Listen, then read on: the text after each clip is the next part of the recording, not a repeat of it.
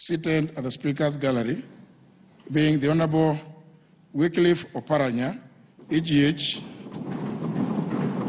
the Governor of Kakamega County, and also the Chairperson of the Council of Governors, and the Honorable Mike Sonko, the Governor of Nairobi.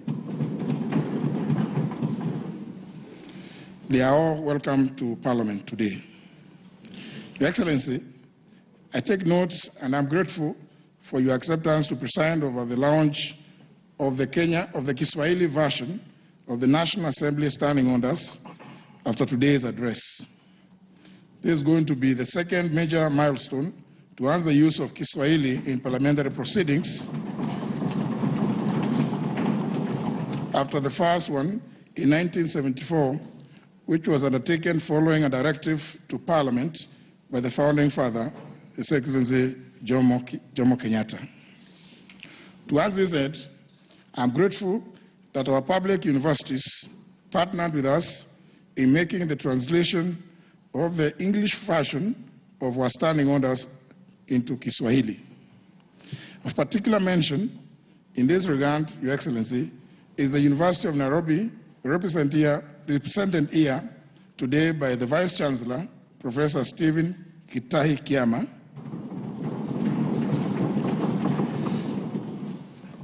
and Kenyatta University, represented by the Vice Chancellor, Professor Paul Wainaina, and Moi University, represented today by the Vice Chancellor, Professor Isaac Kosgei. I acknowledge their presence. Your Excellency, accompanying the Vice Chancellors are the following Kiswahili experts who deserve special mention because they worked directly with the National Assembly team to make possible the translation of our standing orders to Kiswahili. They are Professor Mwangi Irihe, Professor Kitula Kingei, Professor Sierra Momanyi, Dr. Robert Oduori, Dr. Miriam Osore, Dr. James Michira, Mr. Vincent Magugu, and Mr. Nuhu Bakari. I salute them all. In the same breath, Your Excellency, I also wish to thank members of staff who painstakingly worked with the experts to deliver the Kiswahili standing orders. A special mention goes to the Clerk of the National Assembly, Mr. Michael Sialai, and Mrs. Samuel Njoroge and Kipkemboi Arab Kirui, the Director and Deputy Director of the Directorate of Legislative and Procedural Services, respectively. Honored members, I invited guests, ladies and gentlemen, it is now my singular honor and privilege to invite His Excellency the President of the Republic of Kenya and Commander-in-Chief of the Kenya Defense Forces to address this special sitting of Parliament. I thank you. Your Excellency.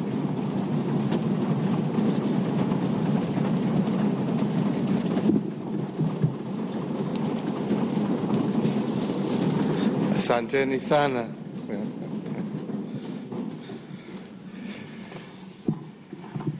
The speakers, or the Speaker of the National Assembly, the Speaker of the Senate, honorable members of Parliament, and all our distinguished guests, fellow Kenyans, it is my great pleasure today to join you as I report to the people of Kenya on the state of our nation. Indeed, I return to this esteemed chamber to deliver my 7th State of the Nation address in a house that I had the privilege for serving in for 11 years. 5 years on the opposition benches as the leader of the official opposition, and 6 years as a cabinet minister. Indeed, my mixed bag of fortunes while in this house affirms the possibility of our nation. Mr. Speaker and honorable members, as a reminder of our sacred duty to our beloved nation and in renewal of our solemn pledge to God and to one another, let us reflect on the following words. O God of all creation, bless this our land and nation. Justice be our shield and defender. May we dwell in unity, peace and liberty, and plenty be found within our borders. May the words of our national anthem inspire all of us to serve faithfully and with hearts filled with thanksgiving. Mr. Speaker,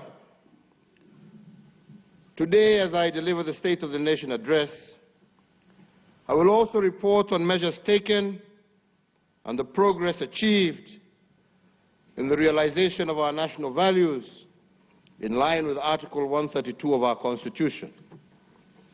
And finally, I will submit to the National Assembly a report on the progress made in fulfilling the international obligations of our Republic, as well as a report on the state of our national security.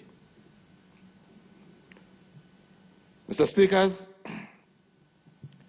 I wish from the onset to assure you that the state of our nation is strong, resilient, and brimming with the promise of an even brighter tomorrow.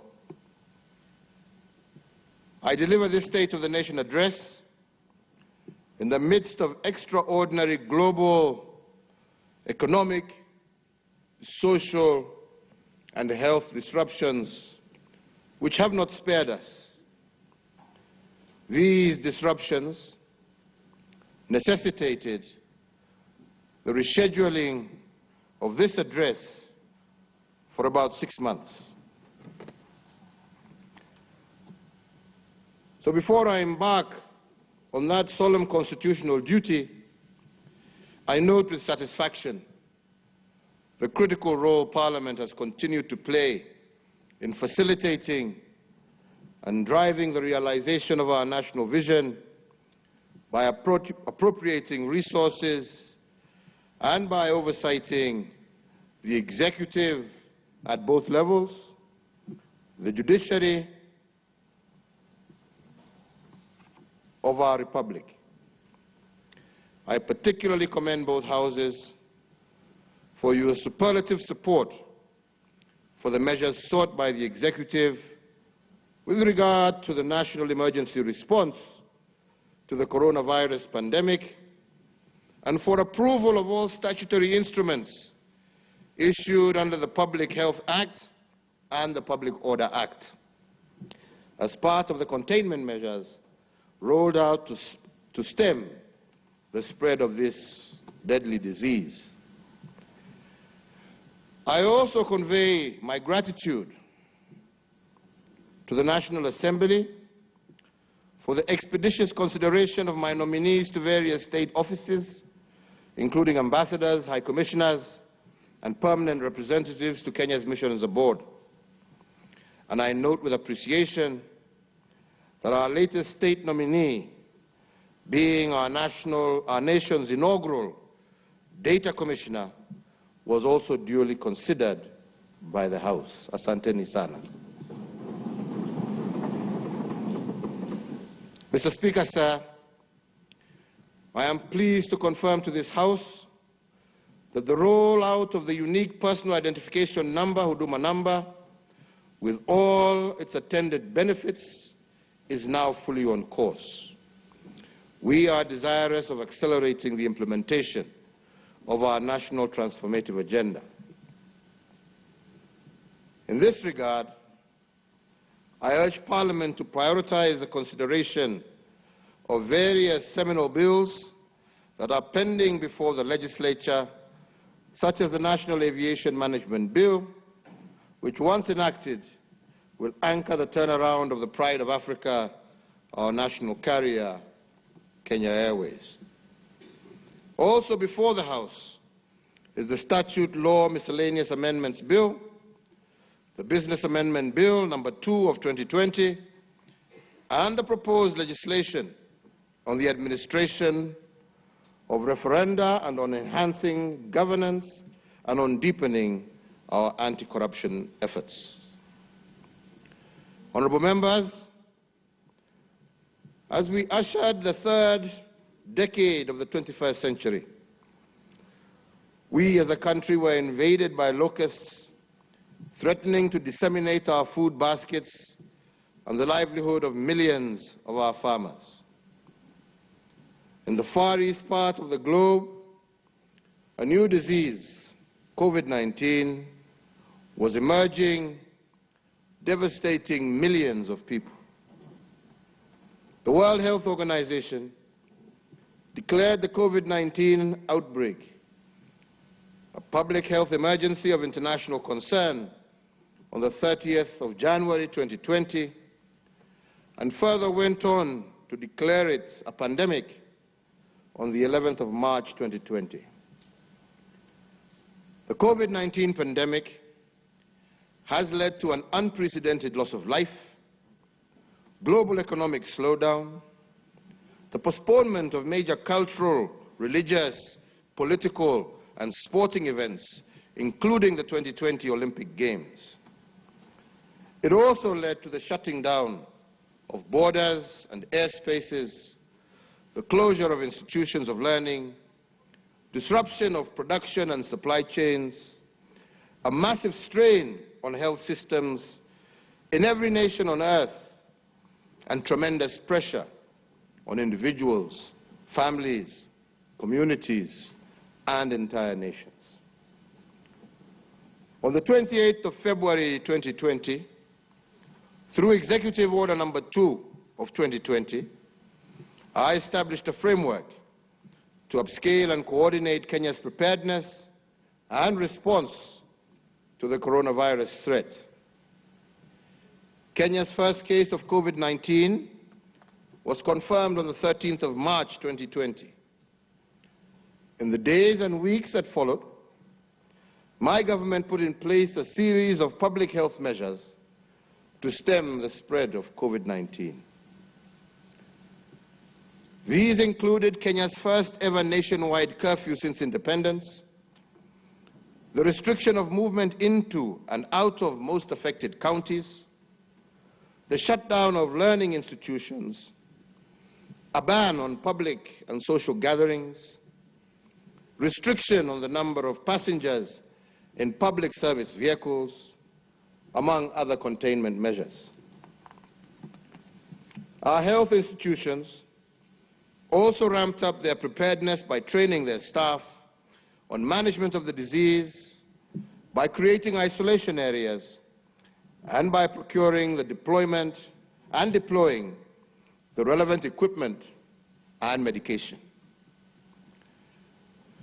Despite these commendable efforts, as of this morning, Thursday, the 12th of November 2020, we have reported a total of 66,723 confirmed cases of COVID-19 in our country, and sadly, also a total of 1,203 deaths since this tragedy fell upon us, out of which we can say that 23 persons succumbed to the disease over the last 24 hours. Our hearts go out to the families who have lost loved ones to coronavirus. Our thoughts and prayers are with those who are undergoing isolation or treatment with respect to this disease, and we wish them a quick recovery, a quick and complete recovery. Honorable speakers, honorable members, I would like at this juncture to request all of you to rise on your feet and join me in observing a minute of silence in honor of the memory of 1,289 Kenyans who have succumbed to this deadly disease.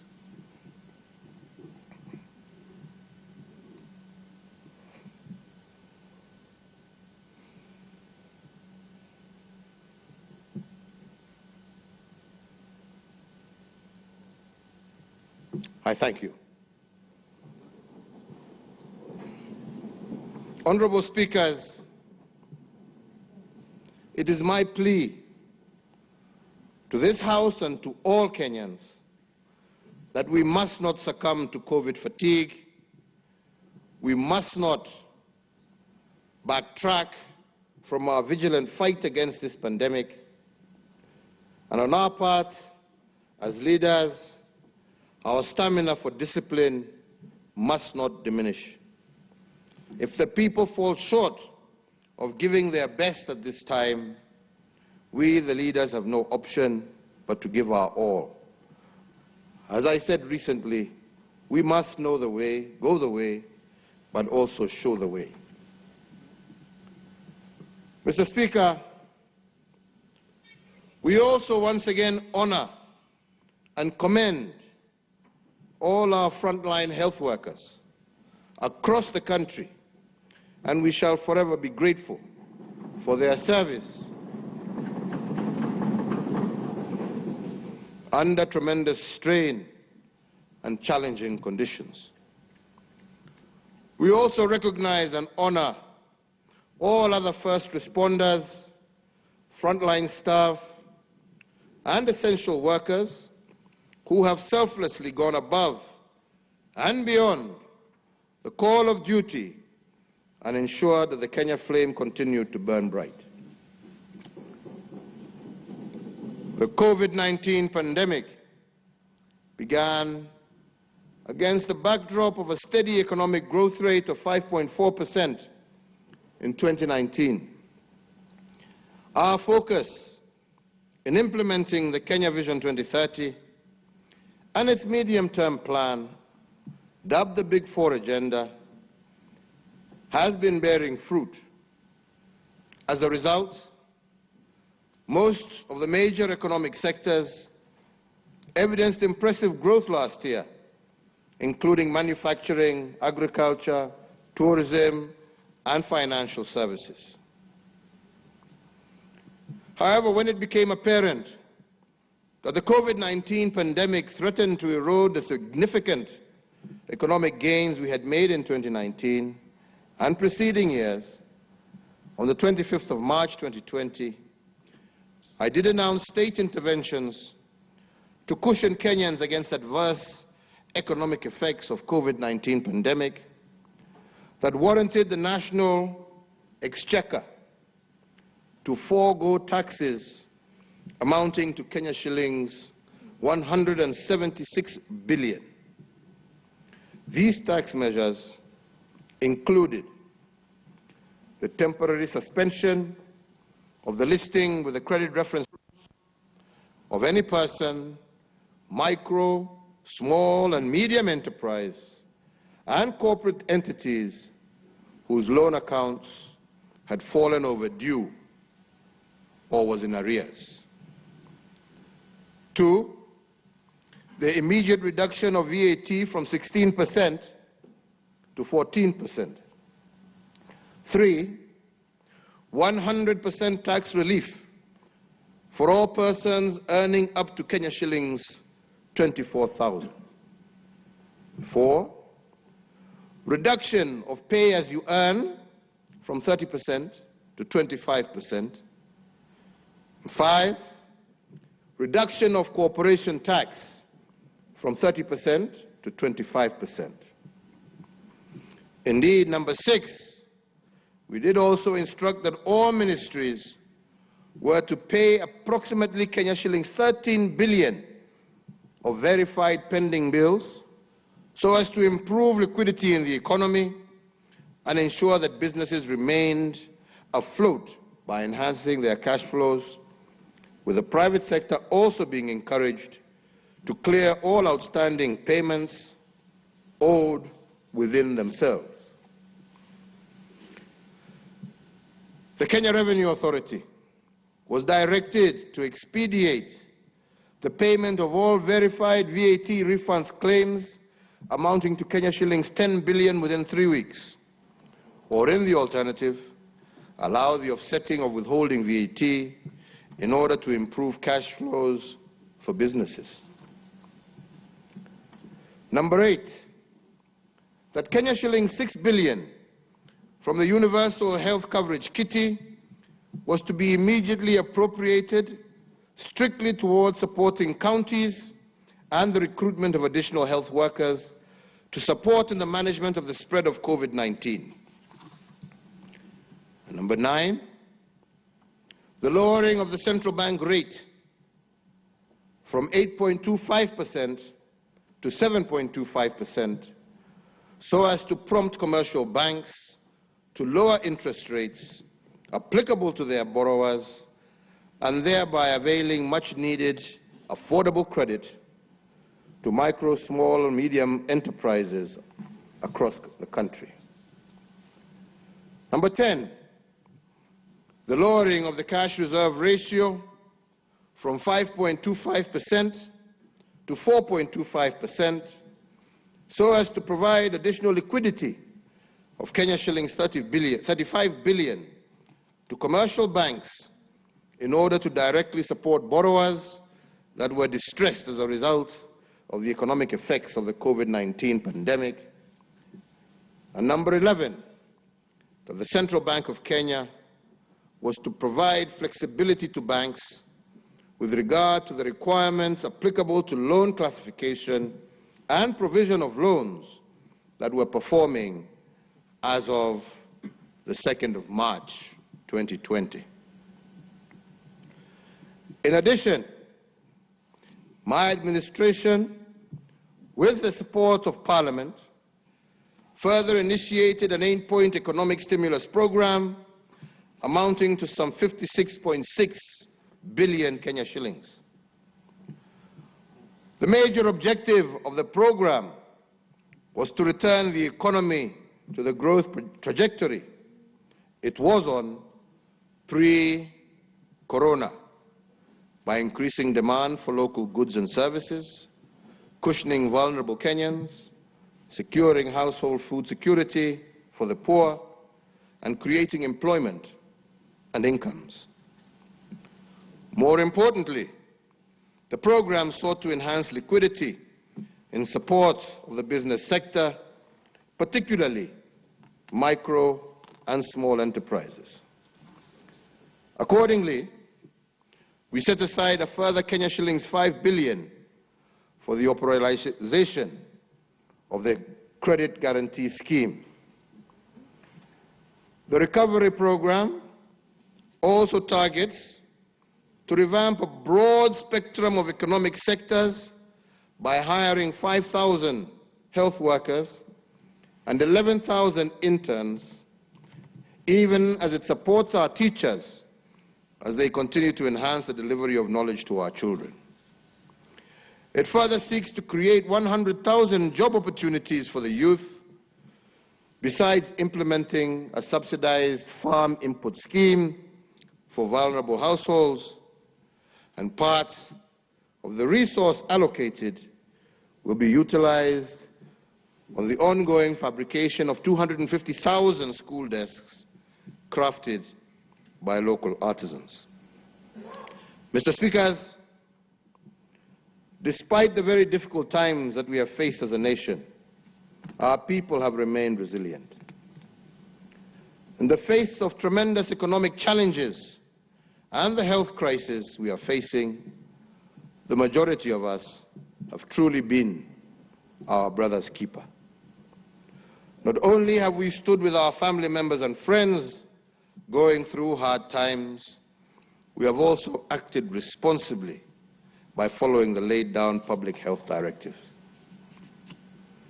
But fellow Kenyans, we are yet to get out of the woods, and so I urge all Kenyans to keep doing that which is honorable and right.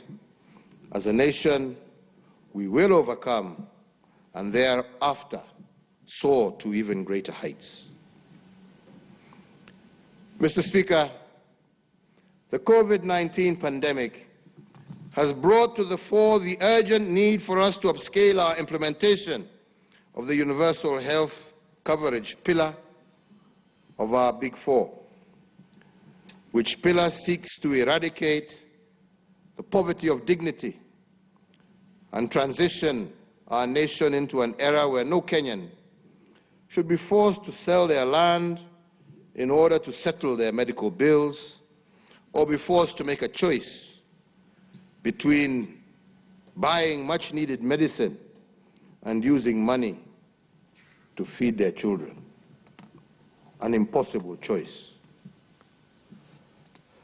Last year, I informed Parliament that the national government, in partnership with the county governments, was piloting the universal healthcare program in the counties of Nyeri, Machakos, Kisumu, and Isiolo, in preparation for a rollout nationwide. I am pleased today to report that the pilot program for universal healthcare was successfully implemented, and out of it, we have isolated critical learning points, enhancements to my administration's health policy priorities going forward. As we inch closer to the national rollout of the universal health coverage, I also, a fortnight ago in Mombasa, launched the biometric registration for the universal health coverage scheme. Similarly, my administration is instituting far-reaching reforms of NHIF as it perfects the medical insurance scheme.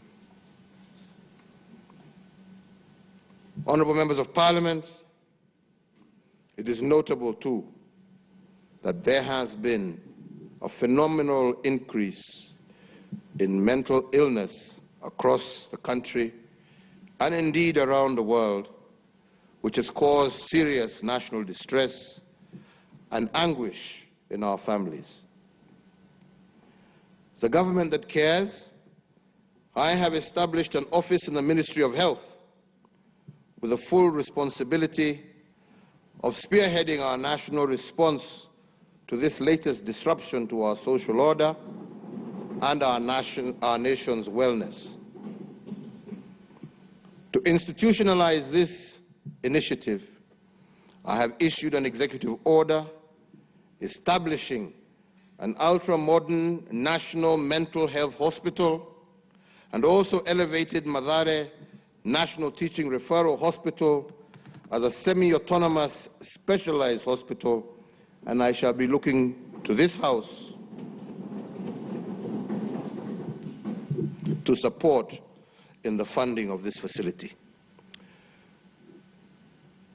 The East Africa's premier mental health facility will be established to offer training, research in psychiatry, specialized psychiatric services, forensic psychiatric services, child and adolescent mental services, and substance abuse-related and addictive disorders treatment and rehabilitation services.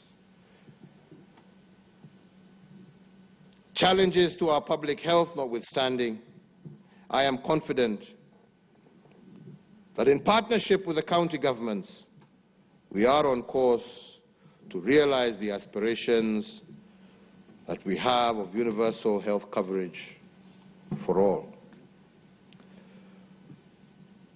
Honourable members, a nation's future is its children. As custodians of and trustees for future generations, it is our duty to protect, nurture, and mold our young children into responsible citizens. Our children embody the only true guarantee of continuity of this project that we call Kenya. To this end, my administration continues to institute far-reaching reforms within our education sector. And in January last year, we successfully completed the rollout of the competency-based curriculum, an exercise which, while notwithstanding its challenges, is one that has nevertheless been fully embraced by all stakeholders in the education sector. As at the end of 2019 calendar year, we had been able to achieve a textbook-to-pupil ratio of 1:1 for grades 1 to 3.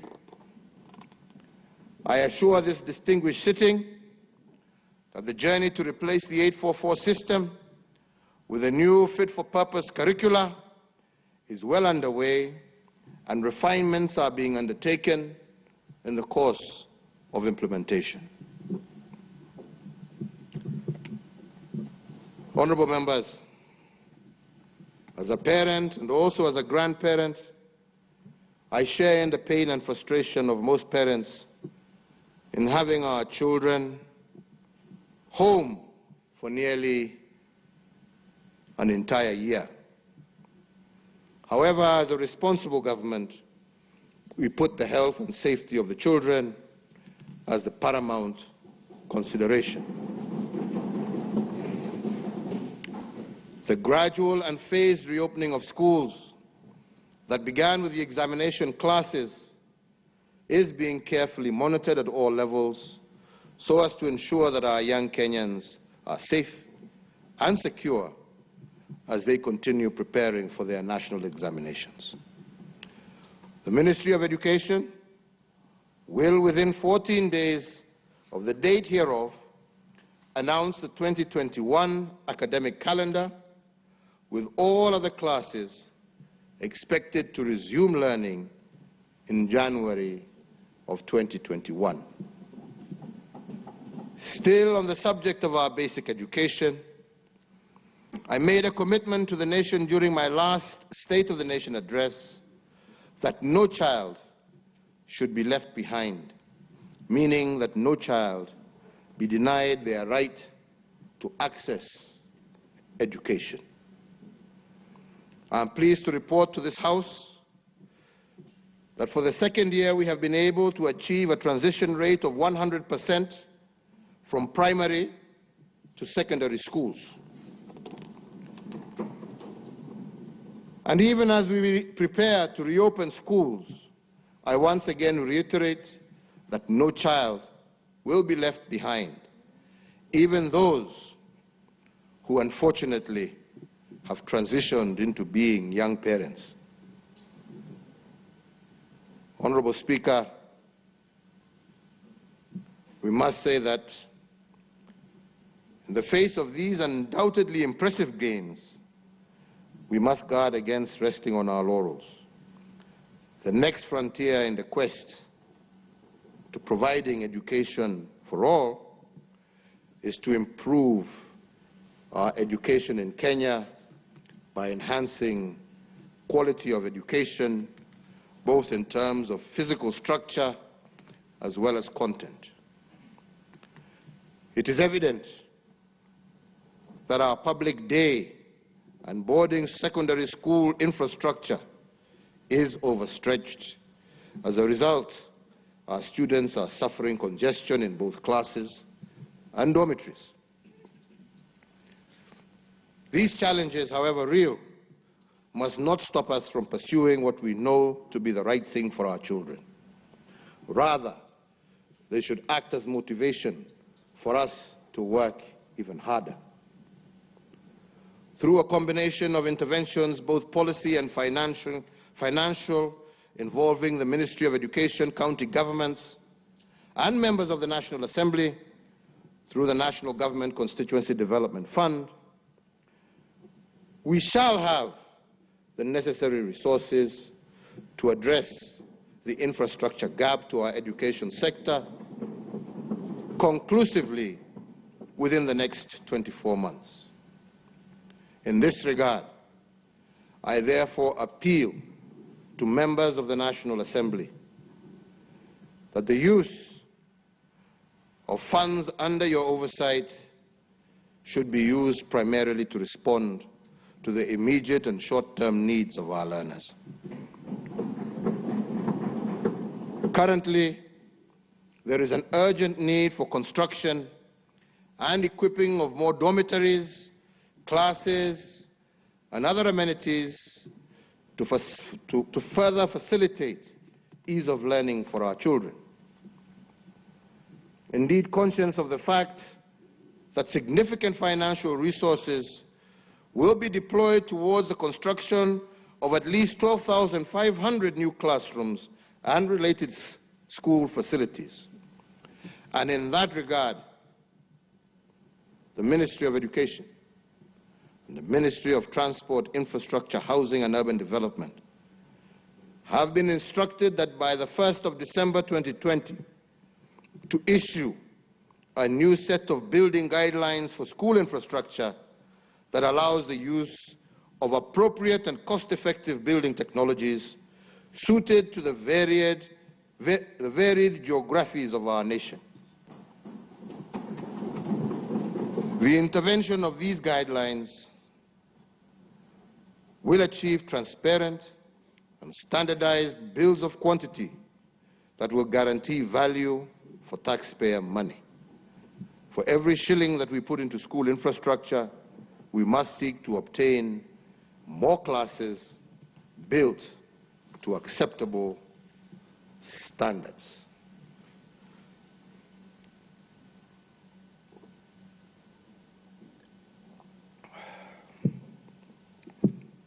Fellow Kenyans, honorable members, Mr. Speakers, on the state of our economic development at Article 132, read with Article 10 of our Constitution, I am required to report to Parliament on a wide array of economic, social, and relational achievements. I call the sum total of these achievements our economic development. Honorable members, economic development is not about intentions and activities. It is about results. It is not about the volume of what we did. It is about the impact of what we achieved. In other words, economic development is the measure of the tangible, positive transformation of the well-being and the quality of life of our people. During this year's reporting, I will focus on 4 areas of primary thrust and situate the 4 areas within the broad framework of the Big Four. And I must mention at the onset that the Big Four is not a project, as many think of it. The Big Four is an economic development strategy or framework which I have used to organize government delivery and to answer the question why in terms of the selection of the priority areas that we are working on. The philosophy of the Big Four is anchored in 4 intentions which we have pursued relentlessly this year despite the problem of COVID-19. The first one is liberating our urban poor from the poverty of dignity caused by poor housing and inadequate services. The second is transitioning our young people from being earners of wages to owners of capital. And the third is building a holistic base of human capital that is food secure and health assured. And the fourth is jump-starting the shift from being a country of net consumption to one of production. And this has been our why for the Big Four during this difficult year. Let me begin my report to you by discussing the poverty of dignity visited upon our urban poor. Indeed, it is a shame that almost 60 years after independence, a majority of our urban dwellers live in a dignity-poor environment. Their sanitary conditions are inhumane, their habitations are deplorable, and our intention is to reverse this. And the Nairobi Metropolitan Service is a pilot project that has been successful in rolling back the frontiers of this urban indignity.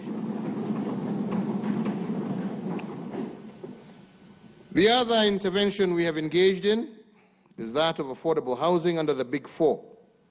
And my administration's pilot project at Park Road, Nairobi, is the first beacon on this journey that was delivered ahead of schedule and within budget. We have also concluded the successful incorporation and capitalization of the Kenya Mortgage Refinance Corporation. This corporation will improve mortgage affordability, increase the number of qualifying borrowers, and result in the expansion of the primary mortgage market and home ownership in Kenya, while also deepening the capital markets through large-scale, medium to long-time refinance options. I would also like to report that there are also ongoing reforms in the land sector to improve access to land as a factor of development. Towards further promoting and sustaining Kenya's national development, the National Land Titling Program continues apace. During my administration and over the last 7 years, 4.5 million new titles have been issued since 2013, as compared to 6 million titles issued from 1963 to the year 2013. These are not mere abstract statistics, honorable members. They represent very real gains from wananchi and the resolution also of long-standing historical land injustices. For example, just last week in Samburu County, only 2,000 group ranches were titled by the preceding administrations. But up to early this month, my government has issued over 10,000 new titles in Samburu County, and by January of next year, we are on course to have issued a further 15,000 title deeds. Honorable members, just over a month ago, I also issued a further 2,000 titles here in Embakasi Ranching in Nairobi, whose combined value to the owners is approximately 6 billion Kenya shillings in the hands of our people today. So, honorable members, to restore fully the sanctity of title, we are also digitizing all the land records across the Republic. This national endeavor is anchored under the National Land Information Management System, and the system is designed to enhance security of land records, improve accessibility, and also dramatically reduce the cost of land transactions.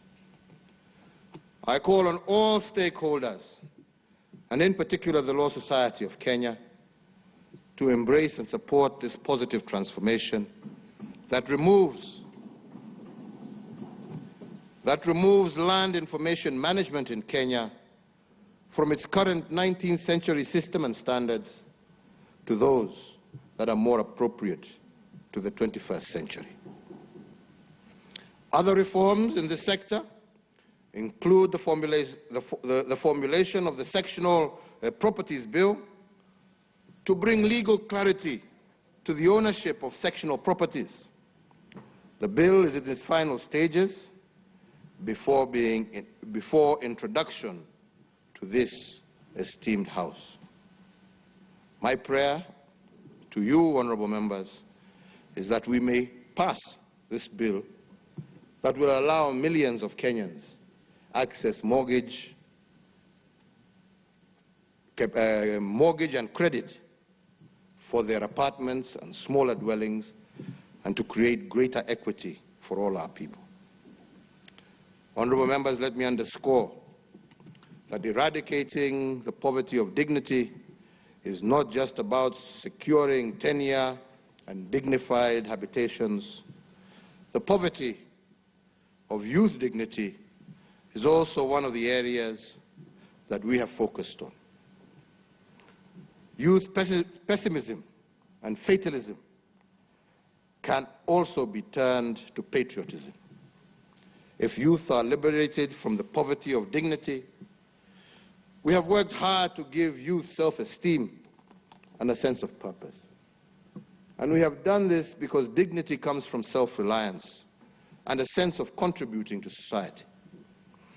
If the youth are given a sense of national importance, they will own the country and guard it jealously as active shareholders.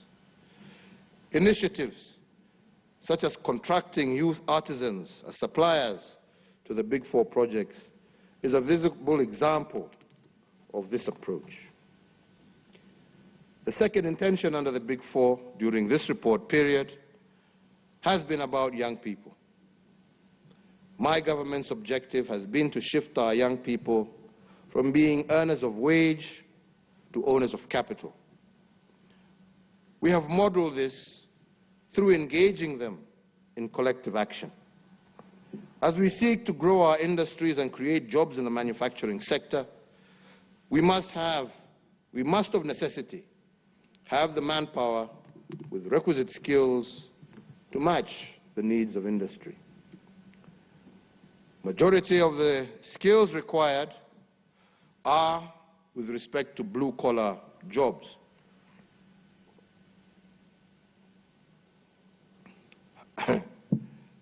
To blue-collar jobs that need young men and women who understand the basics of the digital economy and who have the capacity to deploy both knowledge and ingenuity as they seek to solve practical problems.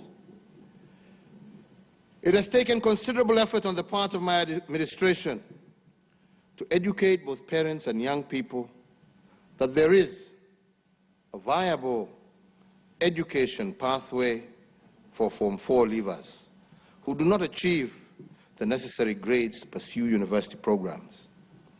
This pathway is anchored in the technical and vocational training program. Today, I'm proud to report that we have so far enrolled 430,598 students in 182 technical and vocational training colleges across the country. The curricula for these institutions has been developed in partnership with industry stakeholders in varied sectors of our economy, ranging from the automotive industry, oil and gas, maritime and shipping, to agro-processing. We are also collaborating closely with technology partners to develop curricula for basic digital skills to allow our young people to take advantage of opportunities within the digital economy. Indeed, barely a month ago, I launched a border scheme meant to bring together 1.4 million riders in that sector who actively support 5.2 million families across the country. What I told them was that in aggregate, these riders make a total of Kenya shillings 357 billion every year, which is more than the total disbursements that we make to 47 counties through the National Exchequer, which presently stands at Kenya shillings 316 billion annually. And what I told them with these statistics in mind, it is clear that border riders can come together and become owners of capital and holders of major investments. We are encouraging them to engage in saving schemes and to work together in order to create a capital base that will enable them to own petrol stations, border assembly factories, and other investments that can transform their lives.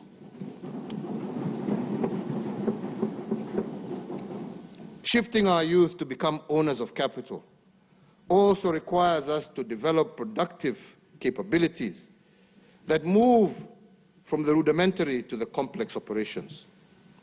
This is partly why we have revived Rivertex as a producer of textiles and a consumer of locally produced cotton. This is in line with the agricultural transformation strategy that obliges the growth of new strains of biotechnical cotton as a key area of opportunity for Kenyan farmers. The manufacturing pillar of the Big Four also aims to provide training ground for our young people to acquire skills and to replicate these in light industries. The third intention under the Big Four during this reporting period has been to develop a holistic human capital base. Our intention here has been to expand our health infrastructure and to guarantee that the individual is free from want and free from fear. Similarly, and in support of the holistic individual, I would like to report that measures aimed at achieving food security are already in place. The implementation, for example, of the agricultural sector transformation and growth strategy is well underway, and we have also successfully reformed the agricultural input subsidy program.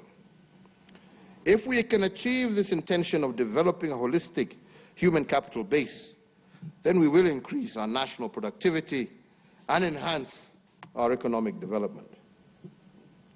The fourth intention of the Big Four under this year's economic development program agenda is the commencement of the journey from being a country of net consumers to a country of net producers.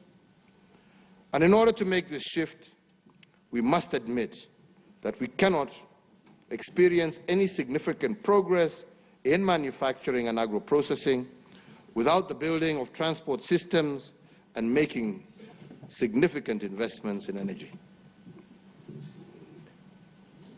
Honourable members, even as we mooted the Big Four intention, some of us recognized then, as we still recognize now, that the task of ending the indignity of not having decent shelter, the task of enhancing access to universal health coverage, the task of enabling all who are willing to live in dignity through sweat of their brow to thrive, and the task of ensuring food and nutrition security would not be completed in a single term of office. That being the case, we gave a solemn promise that by the end of 2022, we would have laid an unshakable foundation for the realization of this vision, which is a shared aspiration for millions of our Kenyans.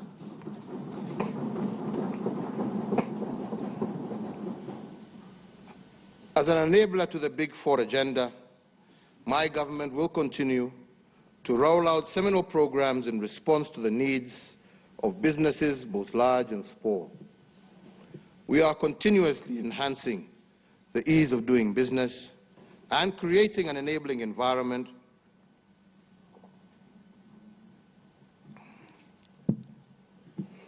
for all our enterprises to thrive.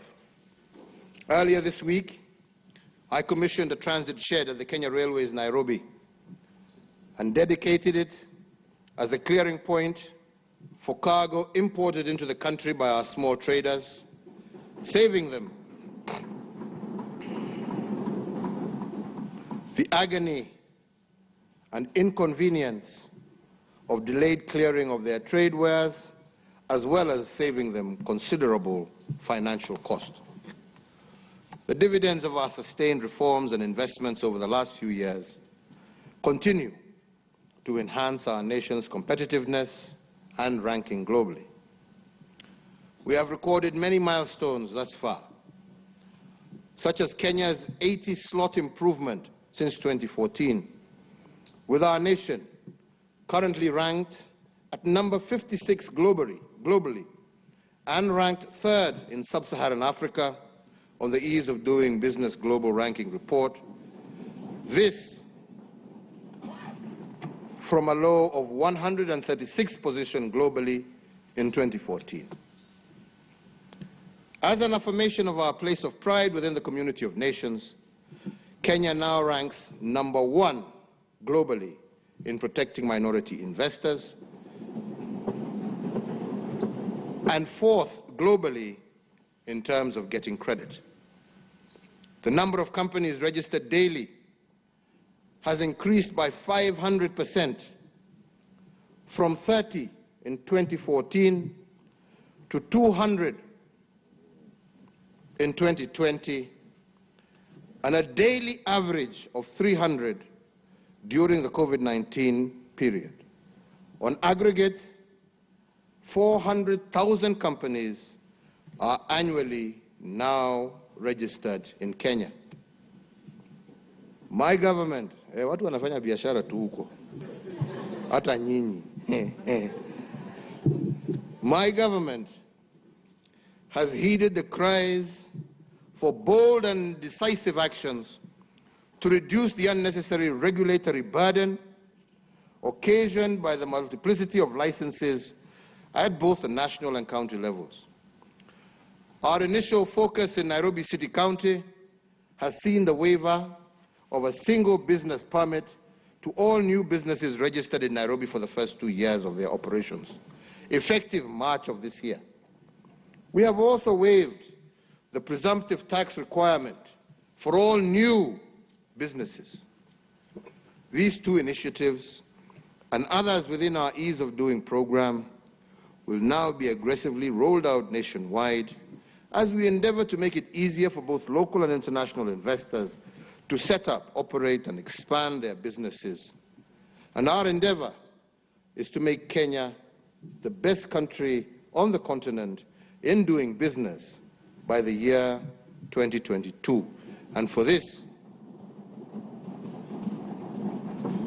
I seek the support not just of this House, but also of our 47 county governments. As we continue to create an enabling environment for our enterprises to thrive, we are also enhancing connectivity in the country through ports, road and rail. In respect to key national trunk roads, the construction of the Nairobi Expressway project continues apace, and just last month, I witnessed the signing of Africa's largest public-private partnership funded project, the Nairobi-Mau Summit Expressway. These are milestones which will have significant impact on the economy by decongesting Nairobi's gateways on the part of the Expressway project and by opening up the economies of increasing connectivity in Western, Rift Valley, and Central Kenya on the part of the Nairobi-Mau Summit project. Honourable members, with regards ports and bridges, the Lamu Port Berth 1 is now complete, and the focus has shifted to bringing it into full operation for transshipment cargo. My administration is also now in the final stages of installing the Likoni Floating Bridge, an 824-meter long bridge costing 1.9 billion that will be the first automated floating bridge in Kenya. The Likoni Floating Bridge will help to decongest ferry transport of the Likoni Channel in the context of the COVID-19 safety concerns and beyond by providing a safe pedestrian connectivity from Liwatoni on Mombasa Island to Ras Bofu on the Likoni mainline side. Further, the Kisumu Port rehabilitation works are ongoing, and the new port is now, as we speak, already processing fuel products to Uganda. On our railways, 2 days ago, I commissioned the Nairobi Commuter railway upgrades, which is set to dramatically change the public transport experience in Nairobi and across the metropolitan area. Additionally, we are undertaking rehabilitation of the meter gauge railway line along various routes. The Nairobi to Nyanyuki route is now back in service after decades of dormancy, with the Naivasha to Kisumu and Naivasha to Malaba route currently ongoing an overhaul under a multi-agency team coordinated by the Kenya Defence Forces. With regard to the energy sector, the last mile connectivity program crossed the 7.2 million household connections mark that the country is proceeding well towards our aspiration of 100% universal electricity access by 2022. We have also completed a national geospatial mapping exercise that has allowed us to catalogue the wealth of our natural resources. It will also enable us to improve the management and use of land, the essential but finite resource that we share as a nation. To protect all these undertakings, honourable members, I am required to submit a report on the state of our national security pursuant to Article 240 of our Constitution. Honourable members, the state of our national security is strong. Our homeland is secure from the varied threats against it. For this, and on behalf of all Kenyans, and as the Commander-in-Chief, I give thanks and praise to the brave men and women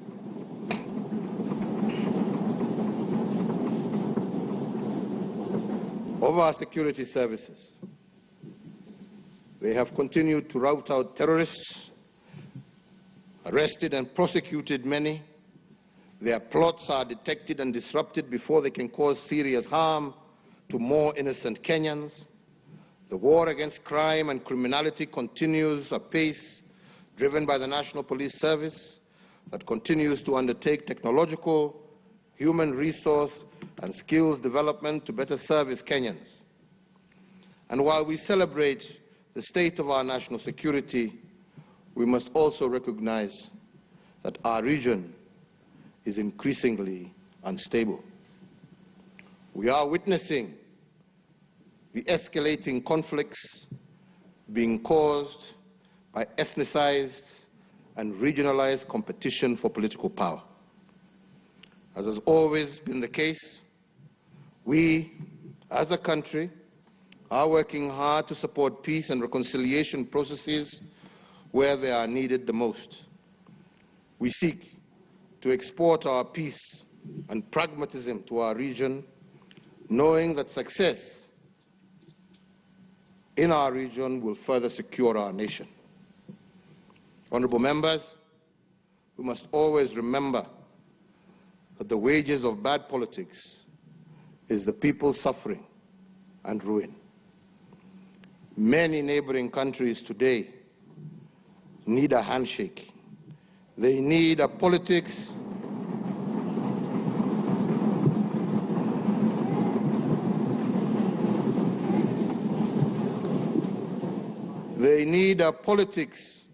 in which competition is not turned into enmity and war. They need political leaders focused on including the young and desperate, not inciting them to revolt against their country and their elders.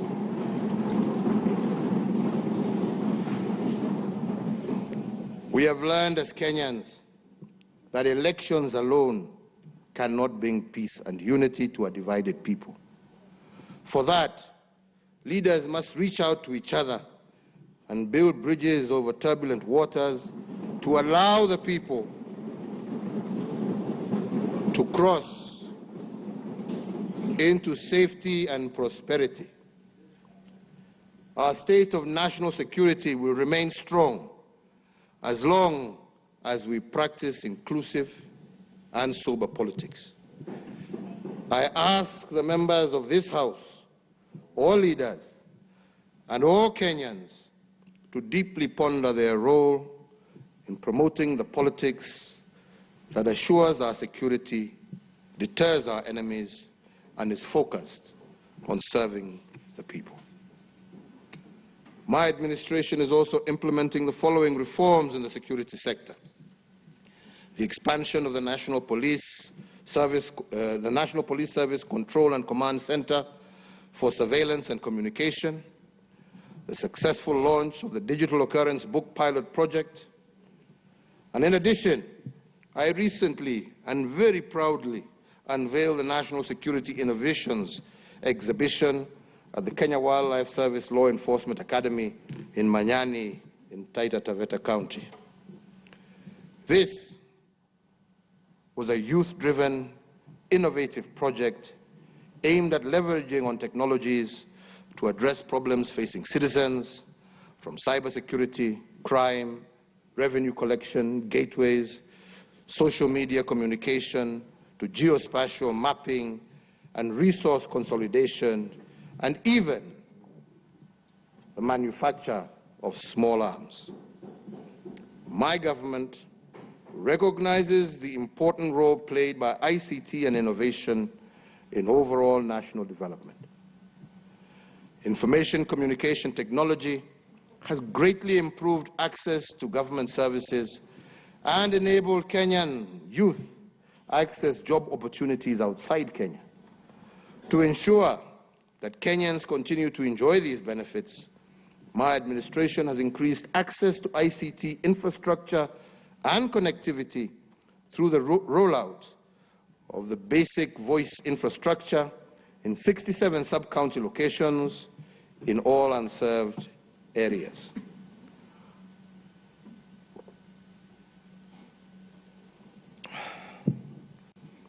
To improve access to information and e-government services, my administration has also established 135 constituency innovation hubs across the country.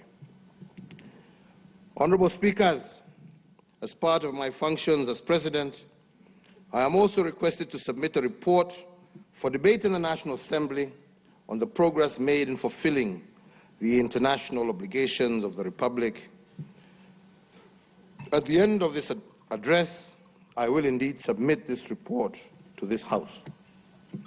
However, some of the key achievements of that report are worth mentioning in this State of the Nation address. As we relentlessly pursue our national development agenda, we remain alive to the fact that as a respected member of the community of nations, we have obligations on the regional, continental, and global stages. We are also acutely aware that the modern world is one where a myriad of transnational, traditional, as well as emerging security and ecological challenges pose grave threats to national security and development within our own borders. That said, we also do not lose sight of the tremendous opportunities available regionally, continentally, and globally for Kenya to deepen our shared prosperity. The East African community remains Kenya's foremost trade and investment priority, and we want to see even a further deepening of the integration processes within the EAC. Our people will reap the benefits of shared prosperity, and I look forward to working closely with all our neighbors to increase our exports within the East African community. And I am happy to note that indeed, in 2019, our exports to the East African community jumped to a 6-year high. We joined the ranks, as we joined the ranks with our brothers within the African continent. In March of 2018, Kenya and Ghana were the first countries to not only sign, but also to ratify the landmark agreement creating the African Continental Free Trade Area. And once again, honorable members, I thank you for your support in making that happen. This agreement brings the 54 African nations under one common market with a population of 1.2 billion and a combined gross domestic product of more than $3 trillion US. Indeed, as a champion of Africa's integration, I am elated that this agreement has officially entered into force and became operational on the 1st of July of this year. Honourable members, Kenya is also enjoying greater diplomatic goodwill and a deeper international friendship than at any other time in our history. We are engaging with the United Kingdom to evolve an arrangement that will guarantee us continued access to the United Kingdom market following their exit from the European Union.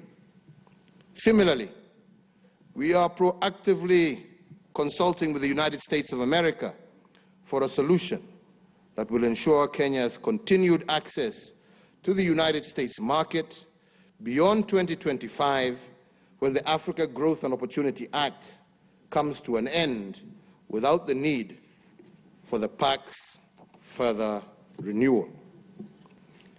Apart from deepening our cooperation with our traditional partners, we have also sought to unveil new frontiers for mutually beneficial cooperation with countries in Eastern Europe, the Asia-Pacific region, as well as the Caribbean.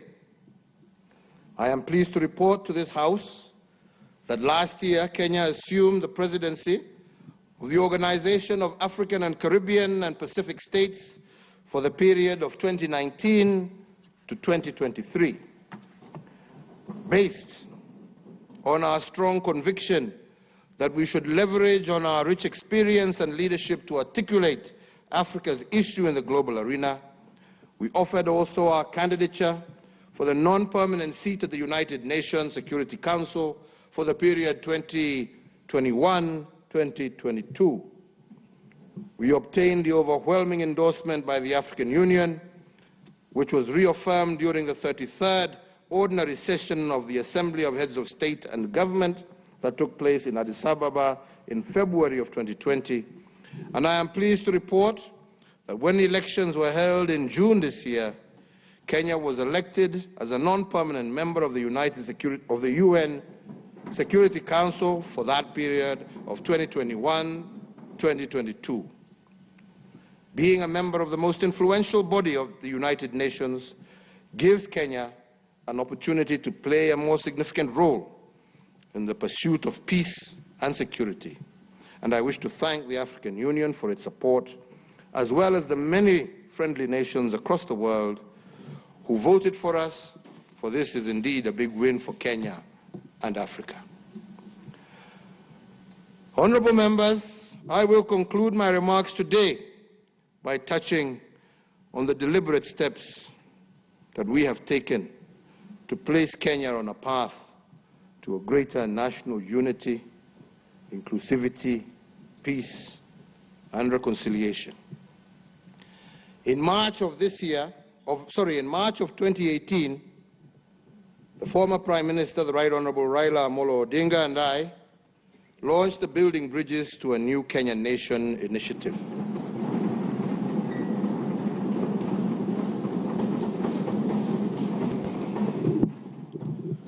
To support the same, in May of 2018, we established the Building Bridges to Unity Advisory Task Force. And this task force has now completed its work and submitted its report, a report which has elicited great public debate. The report extensively evaluates our national challenges and makes robust and comprehensive practical recommendations to address them. Indeed, as we progress to the next phase of this, I urge all Kenyans to constructively consider the recommendations therein.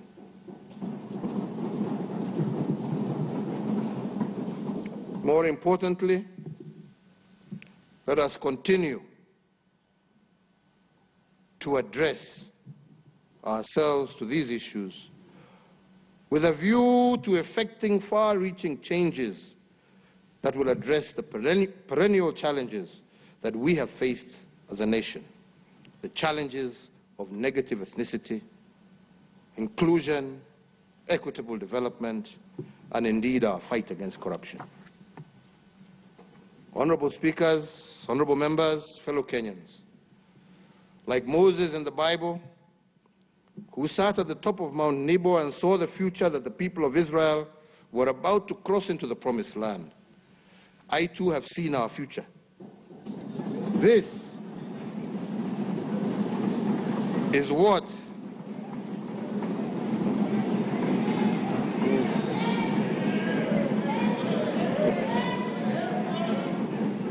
This, fellow Kenyans, is what our future looks like. A Kenya where no one will ascend to a high public office on account of their tribe. A Kenya where no capable person will wallow in poverty because of poor governance. A Kenya where our potential as a people will be exploited for the greatness of our nation. A Kenya where we will all share equitably in this prosperity of our nation. I believe our future is bright.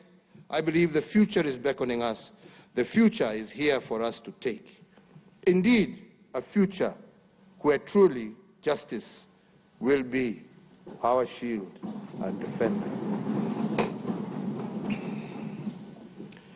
Every journey, fellow Kenyans, starts with a single step, taken in faith, at times against all odds. That journey has commenced.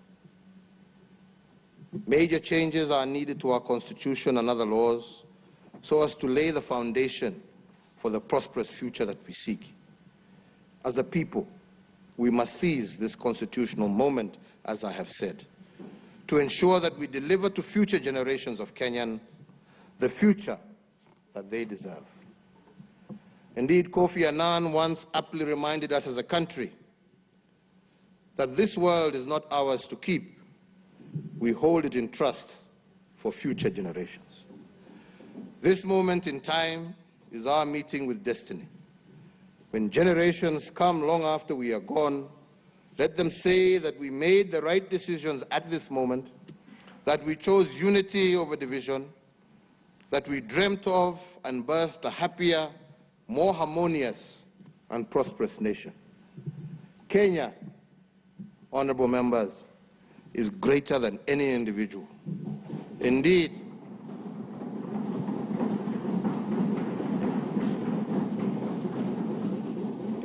Kenya is greater than the sum of its citizens. We, honorable members, are a beacon of hope, an icon of peace and stability in a very volatile region. And we must be a role model for progressive African social democracy. These qualities are not inherent. We must continuously water them from the well of our national commitment to a better, brighter, and more inclusive Kenya for all.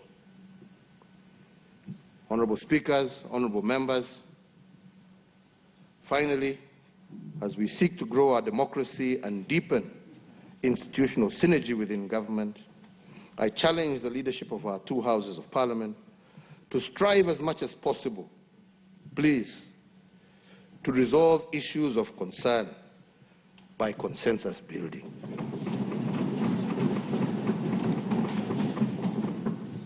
As worldwide experience shows, there is always some level of jostling to be expected between the two chambers of our national legislatures, and that happens everywhere around the world.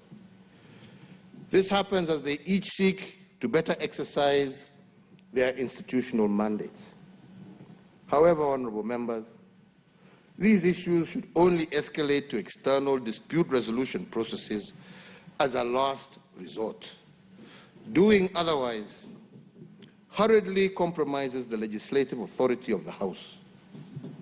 On our part, as the executive, we will always be at hand to aid in that consensus building and to foster internally mediated outcomes within Parliament. So, honorable members, finally let me conclude by reiterating this. The state of our nation is strong, the state of our nation is steady and resilient. Similarly, the state of our economic development is and remains on course despite unexpected disruptions to our economy and way of life, chiefly from COVID-19. With regard to our national response to COVID-19, Kenyans must remain vigilant, and by so doing, we are capable of defeating this invisible enemy. And now, honorable speakers, it is my pleasure to submit to Parliament the following 3 reports as required by the Constitution. 1, the report on all the measures taken and progress achieved in the realization of our national values. 2, report on progress made in fulfilling the international obligations of the Republic. And 3, the report on the state of security. Further, and in recognition of the centrality of transparency, accountability, and good governance as the anchors of sustainable development, and while also conscious of the pivotal role played by micro, small, and medium enterprises in driving growth and creating opportunities, I do have the pleasure of submitting, alongside the constitutionally required reports, the following other reports. 1, the report on ease of doing business, milestones 2017 to 2020. And 2, the annual report of the Office of Director of Public Prosecutions for the financial years 2017-18, 2018-19, 2019-20.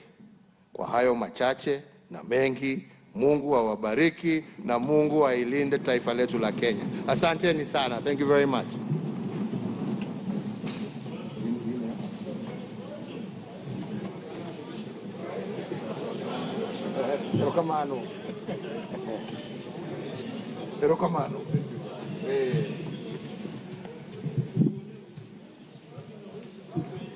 Haya.